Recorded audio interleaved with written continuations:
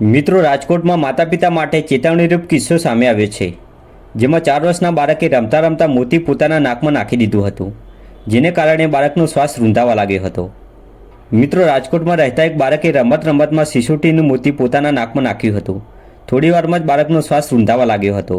તેમાં તે રડતો રડતો માતા પાસે પહોંચ્યો હતો.